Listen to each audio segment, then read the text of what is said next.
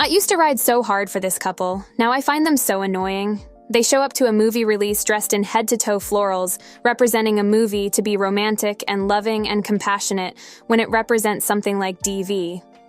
In stark contrast, you see how Justin Baldoni and his wife show up to the Ends With Us premiere? Very demure, very mindful. And when you see him interviewed, he's very serious. He's like in tears, talking about what it took from him having to act like that. Blake Lively, the actress that is known for her roles in Gossip Girl and various films, has recently come under fire due to some controversy that is surrounding her latest project, It Ends With Us. Blake Lively here, Colleen Hoover, and It Ends With Us is in theaters now, so grab your friends, wear your florals, and head out to see it. This controversy has sparked a broader conversation about celebrity behavior, public perception, and the handling of sensitive topics in the media. I would divide this essay into several subsections.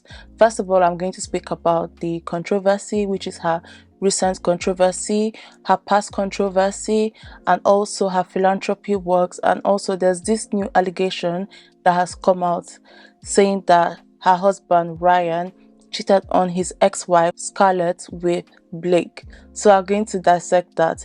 Okay, before we go on, hi guys, my name is Jewel, and if this is your first time, thank you so much for stopping by.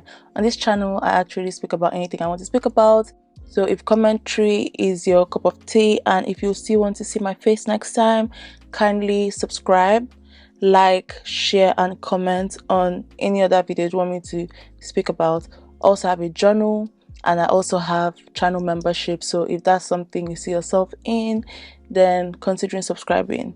That being said, let's just get right into it. So first of all, let's start with the controversy that is the It Ends With Us controversy. Hi, congratulations on the film. This is obviously you're taking on a lead role as well as being a producer on this film. How do you find balancing the two of those? Well, I'm not the type of actor who can act without producing, you know, like you can't just put me in any clothes and give me any words and have me step in and transform. And I used to be very insecure about that. I used to feel like an imposter because I would watch actors who were just shapeshifters. They could do it in any circumstance. And then I realized that half of the actors that I admire most were people who were more filmmakers, or people who had to get their hands in the storytelling and the writing and the creating and the environment, and people that I respected so much. And I was like, oh, okay, there's two different categories, and I'm in this category, and that's okay. So once I started embracing that and leaning into it and not feeling embarrassed about it, I think I was able to do the best work. And so that's why I'm so proud of this film. The backlash against Blake Lively actually began after she started promoting the movie It Ends With Us. So It Ends With Us is based on a book about domestic violence, and this book has been created for time, but it recently, due to TikTok, just gained prominence and it went New York's bestseller. There was even a time it was competing with itself. So the author of the book was competing with another book that she created or that she authored called It Starts With Us. So those two books were in competition because that's how impactful the book is or was. This movie, It Ends With Us, is based on this book. And many people felt upset because Blake seemed to treat this film like it was a light-hearted romantic comedy instead of just addressing the serious topics of abuse that this movie was all about. So during interviews and promotional events, Blake, she's acted very upbeat and casual, and during her tour, she actually also encouraged fans to dress up and have fun night out to see the film. It Ends With Us is in theaters now, so grab your friends, wear your florals, and head out to see it. And many people just thought that this was a very inappropriate way to just approach the movie because the movie has a very heavy subject matter. So another thing that puts people off was the fact that instead of Blake Lively to focus on the serious themes that this movie portrayed, she often spoke about her own business ventures. For example, she was seen promoting her non-alcoholic drink mixer line called Betty Buzz, and also she was also seen promoting her upcoming alcoholic canned cocktail called Betty Booze. Anyways, this carefree promotional style also made people feel like Blake did not fully grasp the importance of the story and she was also being very disrespectful to survivors of abuse. Critics also pointed out that there was a significant disconnect between the film's serious content and Blake's light-hearted approach. For example, she even named a cocktail after the abusive character in the story, which many people found very, very offensive, because imagine naming a cocktail after an abuser. Like, it's giving serial killer fangirl. Exactly. So people were like, what's going on? And also her casual responses to questions about how viewers affected by the movie's theme could connect with her also added to this criticism. There was even a time she was like, call me, FaceTime me, give me your address, I'll share my location with you. And people were like, even her co-star there was like, his face just changed, because what the fuck, like, this is something that you should be very serious about, but you're just being very lighthearted about it. Most of us, if we're lucky enough to run into a celebrity in public, we only have a few moments to maybe speak with you guys. But for people who see this movie, who relate to the topics of this movie on a deeply personal level, they're really going to want to talk to you. This movie is going to affect people, and they're going to want to tell you about their life. So if someone understands the themes of this movie, comes across you in public, and they want to really talk to you, what's the best way for them to be able to talk to you about this? How would you recommend they go about it? Like asking for like my address or my phone number or like my location share. Or I could just location share you, and then we could I'm just curious about social security number. I'm a Virgo, so I'm like, are we talking logistics? Are we talking emotional? Overall, people felt that Blake could have been more serious and focus on raising awareness about domestic violence rather than just treating it like any other Hollywood film. And this led to accusations that she was not using her platform responsibly to address an important issue. I'm not gonna lie, personally, I just feel like this is a cash grab for her. Personally, that's what I feel. They cut and tested 2 versions of It Ends With Us, Blake's version and Justin's version. Justin's version was more emotional and didn't shy away from the more serious elements of the book. Blake's version was a rom-com about a woman running a flower shop. When tested, audiences preferred Justin's version, and that's the one that's released in theaters now. A love story, sure, but one with domestic violence at its core, an issue that's very real to many women. And it's very clear that Blake is on the press tour for her cut of the film, the one that audiences didn't want to see. Oh my god, I just had a crazy thought.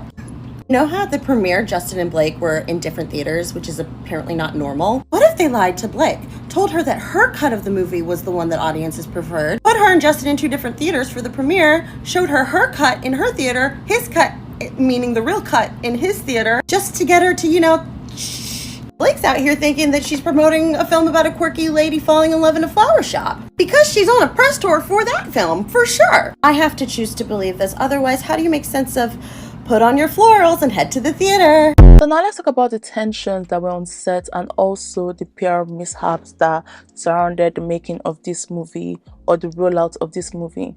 So one thing you should know is that Blake Lively, she was the producer and Justin Baldoni was the director. So the controversy that surrounds Blake and Justin's relationship on It Ends With Us just got very, very messy, and there are rumors about problems between them during the filming of this movie. So some people are saying that Justin made Blake feel uncomfortable while they were shooting. There were even claims that he made comments about her weight, which upset her because she had just had a baby. There have been people that come out to say that she's just doing the most. So why would Justin ask Blake's trainer how much she weighs? Well, that's speculation as of now, but if it is true, there are so many different reasons that it could be a valid question. I want to start by saying that if Blake does feel that way, I can see why our society, especially in the West, has made the number on the scale a barometer of our worth. There's been some kind of intrinsic and moral value placed on that number. And there are certain numbers on the scale that are perceived as moral failures. But in reality, the number on a scale is merely that, a number. It's not good or bad. It just is. It's information. Society has made it good or bad. And that number, whether it's how much a person weighs, an animal weighs, a dumbbell weighs, can provide really valuable information for people who lift and for people who have had injuries. And Justin does have injuries. He's openly talked about herniated discs in his back, shoulder injuries. And with injuries, there might be a max amount that the person can lift before they re-injure themselves. I heavy lift and I keep a spreadsheet of what I'm lifting every workout. I need to keep track of how much I'm lifting so that I can lift heavier and heavier each week, because right now I don't think I could squat 100 pounds on each side, and if I tried to, I would probably really hurt myself. Today my max was 40 pounds on each side of the barbell. That doesn't mean that the 40 pounds is bad, and it doesn't mean that the 100 pounds is bad. It just means that right now,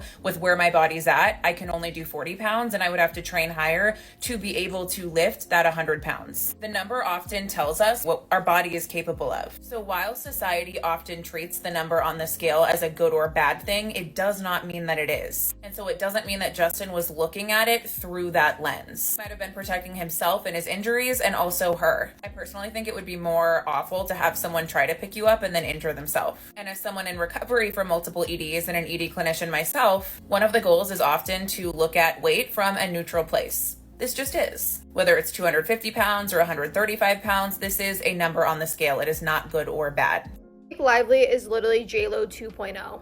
The personalities of these two are so similar. And now we have more details about the Blake Lively and Justin Baldoni drama. So allegedly, Blake Lively literally thought that Justin Baldoni was fat shaming her because he had to ask his trainer how much she weighed because he had to pick her up in a scene and he has a history of back issues. I'm sorry, this is just giving me like JLo 2.0 vibes right here. Like, Blake Lively, be so for real. That is not fat shaming. That is a legitimate question to ask when somebody has a history of back issues. He doesn't want to break his back. It honestly seems like a lot to be on set with Blake Lively, because if you look at her weird, you say something to her, you do something, you're walking on eggshells, it seems like. And on top of that, all the interviews that I've seen of her, she's giving very entitled and she's giving very JLo vibes. And the way that she's been promoting the movie It Ends With Us, I wouldn't have even known the movie was about DV if it wasn't for Justin Baldoni. Because the way that Blake Lively is promoting this movie, she's promoting it like the Barbie movie. There are also talks that he might have acted inappropriately during kissing scenes, like staying too close for too long. But honestly, that I don't want to put my mouth in. But if you're acting a movie, is the intention not to be very realistic? Obviously, these rumors have also made promoting the movie very, very awkward.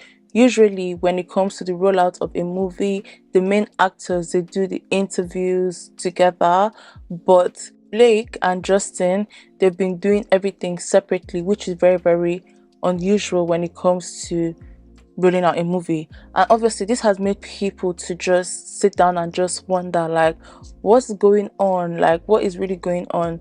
And all of this drama is just making it hard for the movie to get the kind of attention that it should.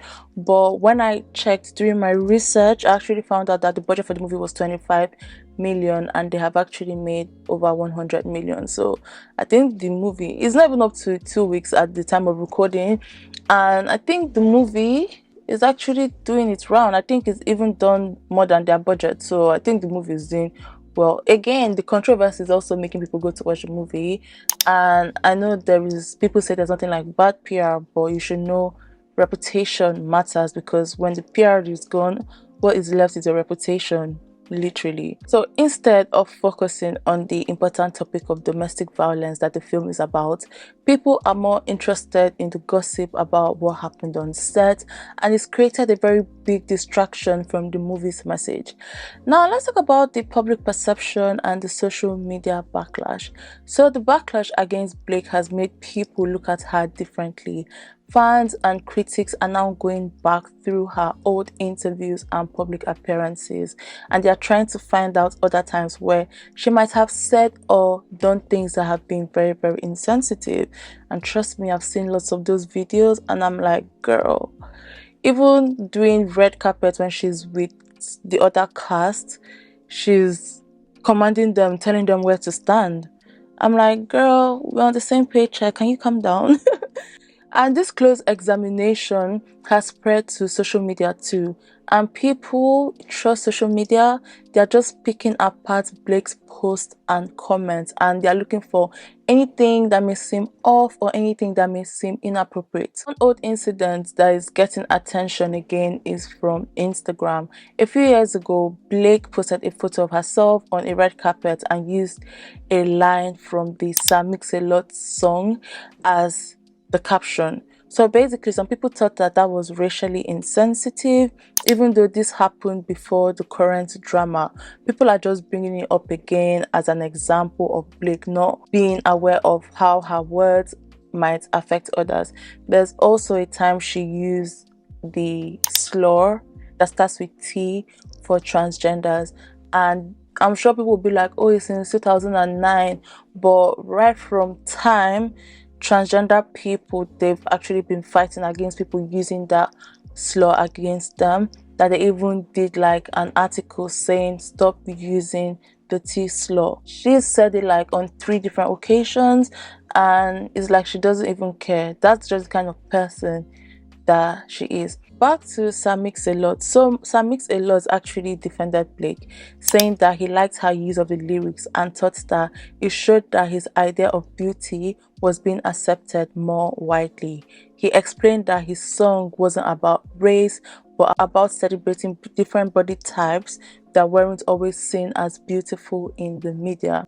So despite this defense, the incident is now being used as part of a larger discussion about how Blake presents herself to the public. People are questioning whether she really understands the impact of her words and her actions, especially when it comes to sensitive topics like race or domestic violence. Let's talk about the role of celebrity when it comes to addressing serious concerns. So obviously this is very, very controversial. Everybody's speaking about this. Someone suggested I make this topic. I didn't want to because everybody was talking about this. And when I went out with my friend yesterday, she was like, Joe, I want you to make this topic, do this topic that she's been watching every video that she thought I would do it by now. So Yasmin, if you're watching this is for you because I'm doing this. In fact, this whole video is dedicated to Yasmin. So basically, this controversy raises important questions about the responsibilities of celebrities when promoting projects that deals with sensitive topics. Should actors be expected to have a deep understanding of the issues that are being portrayed in their movies? And also, how can promotional activities strike a balance between generating interest and respecting the gravity of serious subjects? Blake's case also highlights the challenges that celebrities face in maintaining a public image, even though, to me, I think it's her fault because she's giving mean girl energy. Like, researching this case, I was like, this girl is giving mean girl energy. And the disconnect between her perceived carefree personality and the serious nature of the movie It Ends With Us, it has led some people to question the authenticity of her public persona. Personally, I feel that this is a cash grab for her, and it's done literally ×4 of what she budgeted. So the movie is doing very well, even though people don't like the fact that she's advertising her alcohol, her non-alcoholic brand. Some people are still going to buy. There are people going to watch the movie. I'm not saying people should not watch the movie because obviously from what I can gauge, I think the movie is a very, very strong movie, a very good movie if the book was that good. So basically, I'm sure the movie is good, but personally, I feel like it's a cash grab. I just believe that books should not be adapted. Like, my favorite book is Flowers in the Attic, and that was the first novel that I had ever read, and my mom gave it to me. So I had like the whole sequel that my mom gave to both for me. And when I watched like Flowers in the Attic, when it was adapted into a movie, I hated it. They missed so many things. In case you guys don't know, I actually love to read, and I'm also in a 2-book club with my girlfriend. So we love to read. Every month we choose a book where we read and finish. I know I don't really say that, but yeah, I love to read, and I've been reading since I was a child. And when they adapted Flowers in the Attic into a movie, they missed so many points. I'm sure VC Andrew must be crawling in her grave anytime they realize that the movie adaptation of her book was not up to par. So personally, I do not think that movie adaptations of books should be done because sometimes they don't get it up to par. And if I own a book and they want to do a movie adaptation, you have to get everything up to par. I think I just went off script. But let's go back to the script, okay? Everybody's scrutinizing her. So the scrutiny reflects a broader trend of audiences that just demand more authenticity and social awareness from public figures, which I don't think is, a big deal. So now let's talk about the impact on Blake's career. So while it's too early to determine the long-term impact of this controversy on her career, it has certainly prompted a re-evaluation of her public image. And I always say this all the time, I don't know who this woman is. I've never watched Gossip Girls. I never watched Mean Girls.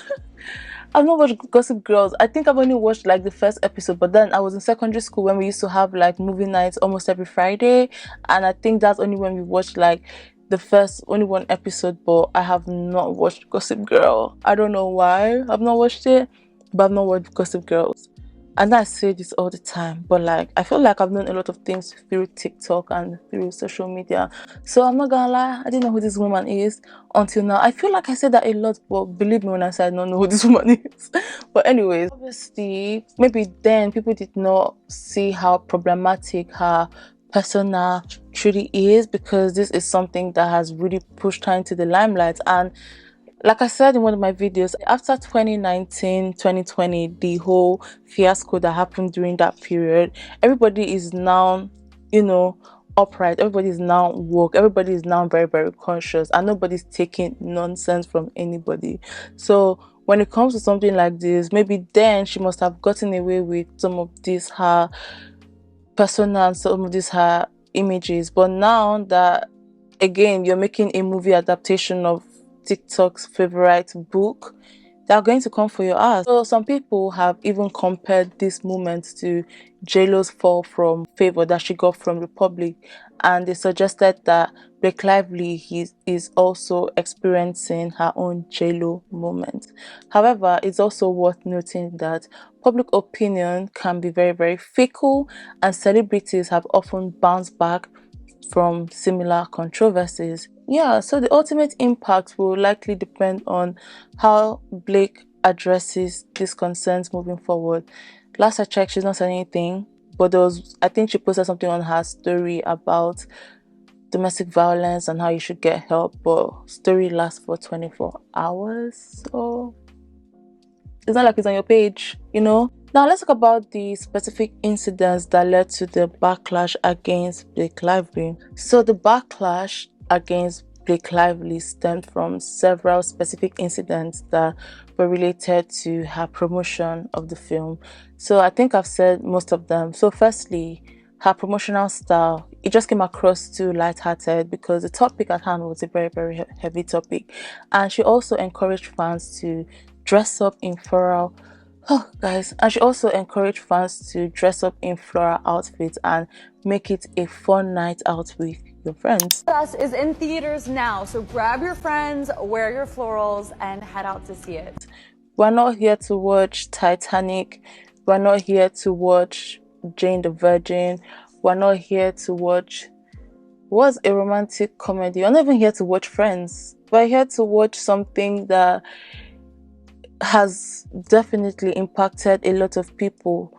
If it has gotten this much outcry from the public, that means it has definitely impacted so many people. So for you to come out and just act like it's another day, another movie, yeah, everybody's just pissed off at that.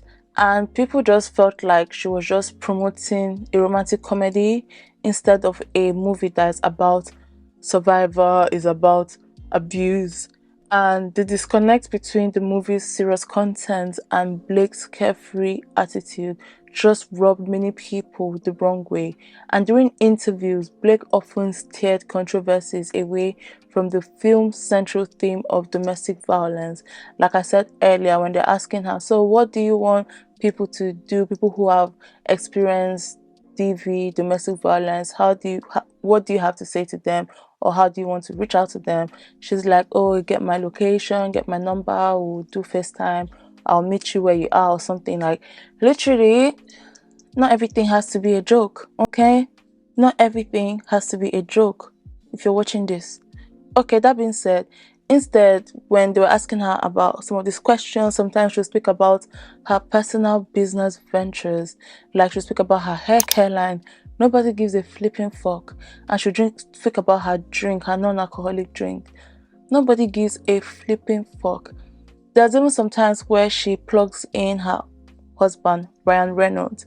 Why is Deadpool Wolverine sold out? I'm sorry, I got distracted back there. I feel offended, but we're not out yet. That's fine. So Reynolds, we're getting to him in a bit. So she'll plug in Reynolds' latest Deadpool movie. There's even a time she also said that he wrote some part of the script because she doesn't do anything without him and he doesn't do anything without her. But then again, it was debunked. And even in some interviews, she was speaking about trivial topics like astrology and cookies. Read the room. Read the freaking room. Like, obviously, this was very inappropriate because of the subject matter in play. So, like, why are you speaking about things that shouldn't be spoken about? Also, adding to the controversy were reports of tensions on set between Blake and the director, Justin Baldoni. There were also allegations that Justin made Blake feel uncomfortable during filming, which I had spoken about earlier. And there was also claims that he fat-shamed her. And this led to an unusual situation where Blake and Justin promoted the film separately. And because they promoted the film separately, everybody's like, there's trouble in paradise, what's going on? And when Justin is being interviewed, he was being asked questions about Blake and he would speak about her in a very respectful way and try to include her in everything. But when it came to Blake, she didn't reciprocate that. This is your night, mister. No, this isn't my night. This is a night for all the women who we made this movie for. This is a night for Blake. This is a night for Colleen. I'm just so grateful that we're here. 5 years in the making. When you love something so much and when you're touched and moved by something, like as deeply as I was by this book, it just kind of comes naturally. Yes, this is a movie about love and hope, but that we don't shy away from the issue. What comes to mind isn't so much about the work that went into it, but about the why behind it. If a Lily Bloom in real life can sit in this theater and maybe make a different choice for herself than was made for her, maybe she sees herself on that screen and chooses something different for herself, that's why I made the movie. Everybody's just looking at her side and everybody's like, girl. And then, as if everything was okay, to make matters worse, there was an old interview from 2014 that resurfaced where Blake made jokes about pregnant women being craving. Like, you've not been pregnant for 100 people. There have been so many people that have been pregnant. So many people do not eat at all. So many people crave a lot of things. And in the current context, this was seen as another example of her privilege and her lack of sensitivity when it came to serious issues. I think it was still that same interview when she sat down. The interviewer was like, congrats on your little bump, because she was pregnant and she had already told the world that she was pregnant. And she told the interviewer and she was like, congrats on your little bump too. Meanwhile, the interviewer was not pregnant, first of all, and she came out to say that she was infertile. So imagine someone who cannot give birth and you're kind of mocking her. Of course, there's no way Blake would have known this, but sometimes it's not everything you have to speak about, especially if she didn't tell you she was pregnant, okay?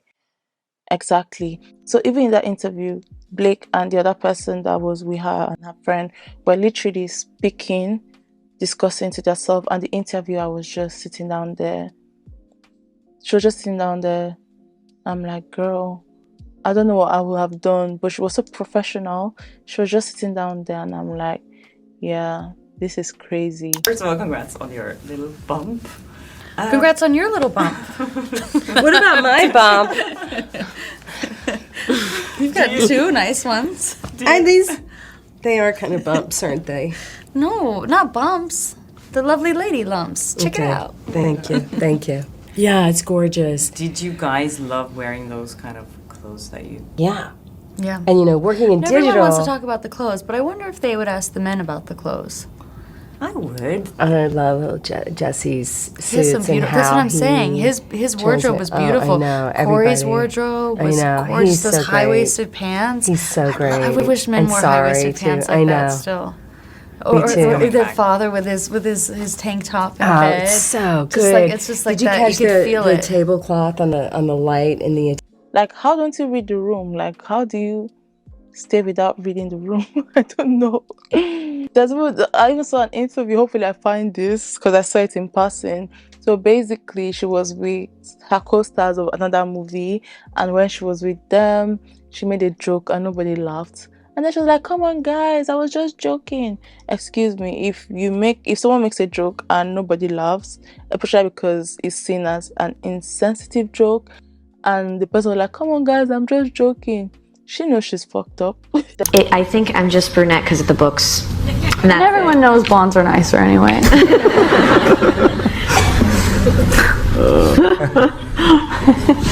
Over there. Moment by me. Another promise was no pet monkey. Chuck has a matching pet monkey with coordinating outfits, and I was like, I would love to be part of the show, but I can't act with a monkey. And then I got a few of them.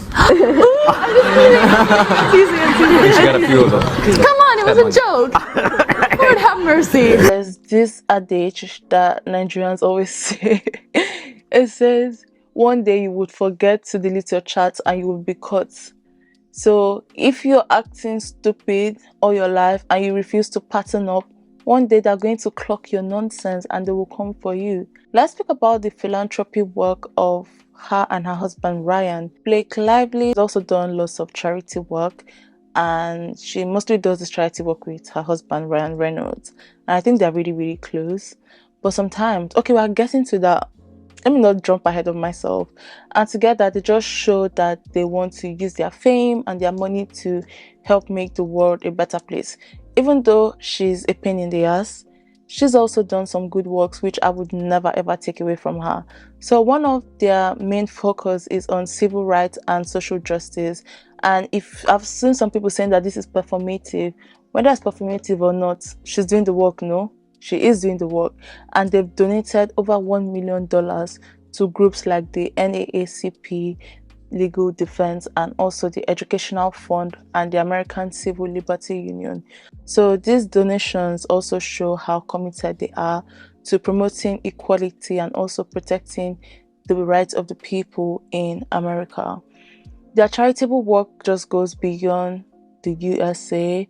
For example, they gave $1 million to the International Committee of the Red Cross to help children that are affected by the conflict between Israel and the Hamas.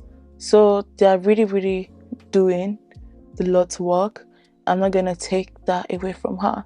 They've also supported disaster relief efforts, like they've also helped earthquake victims in Haiti. Honestly, I love people who do charity work, especially people who have the means to do charity work. It melts my heart. So I'm glad they're doing this. And even during the Panini, what happened in 2019-2020, Blake and Ryan, they stepped up to help people who were struggling to get enough food. These people, they really, I'm even like, I'm calm, like reading this, like, I don't know, it just makes me, like, I can feel my heart being so warm because of the good works that they've done. Because I'm not gonna lie, I'm glad they did this. Not like I'm glad, I'm like, I have a proud moment. I'm proud of this aspect of her life, if that makes sense. They donated over $1 million to food banks and organizations like Feeding America, which provided crucial help to families in need during tough times. So far, that's $2 million that they've actually donated. Their charity work also includes education and health initiatives. A notable example is their $500,000 donation to Water First Education and Training INC, which works to provide safe drinking water to indigenous communities. In addition to their financial contribution, Blake has used her voice. Blake has also used her influence to support various causes, including autism awareness and health initiatives. Her involvement with groups like American Foundation for AIDS Research just reflects her commitment to a wide range of social issues. Overall, Blake Lively and her husband Ryan Reynolds, they are not just Hollywood stars, they are also dedicated to making a very positive impact on the society through their charitable efforts. So now, there is a speculation and there are allegations that says that Ryan Reynolds cheated on his ex-wife Scarlett. So Ryan Reynolds and Scarlett, they got married in 2008, and from 2008 to 2010 they were married. While still married, Ryan, he met Blake Lively on the set of Green Lantern in 2010. So around that same time, Ryan and Scarlett, they split up and Blake broke up with her boyfriend. So some people, they actually think that Ryan might have cheated on Scarlett with Blake. And a waitress also claimed that she saw Ryan and Blake having a flirty dinner in New York right when Ryan and Scarlett were breaking up. So this made people suspicious. However, there is no solid proof that Ryan cheated on his wife or his ex-wife. There's no solid proof that Ryan cheated on his ex-wife. And Ryan and Blake said that they only started dating after Ryan's divorce was final in 2011, which is always the story, because if you notice, when someone is underage in a relationship, when once she's 18, for example, let's say Tiger and Kylie.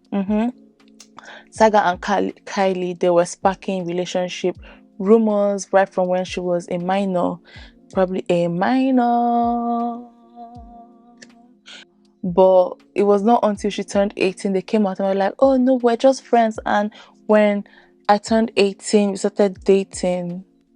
I mean, so it must have been the same in this case. And personally, I do not believe they started dating after the divorce. And again, maybe that is why she is always so involved in everything he does, and she makes sure that he is also involved in everything she does. Maybe because sometimes insecure people, especially if you got them in a different way, if you didn't get them the normal way, you'll be so scared to lose them the same way you got them. So you'd want to keep your eyes on them 24/7. Hopefully I'm making sense. Hopefully I am. I think I am. While the timing looks very, very fishy to some, we don't know for sure if anything inappropriate happened because we were not there. So what do you guys think? I think something was going on. In my own opinion, I think something was going on, because why is it when you saw her, you broke up with your boyfriend and you divorced your wife, or you filed for divorce, and then when the divorce ended, you guys got together? Something fishy going down. Something fishy going down. So in my own opinion, I think something happened. But all in all, these are just rumors, and these are what people are just speculating and guessing because of the timeline as to which everything happened. So in conclusion, the Blake's controversy just highlights the challenges of celebrity culture, especially when they're promoting sensitive topics like domestic violence. During her press tour, she faced backlash over her behavior, especially in an old interview, and rumors of conflict with the director Justin Baldoni. Justin Baldoni, he's such a gentleman.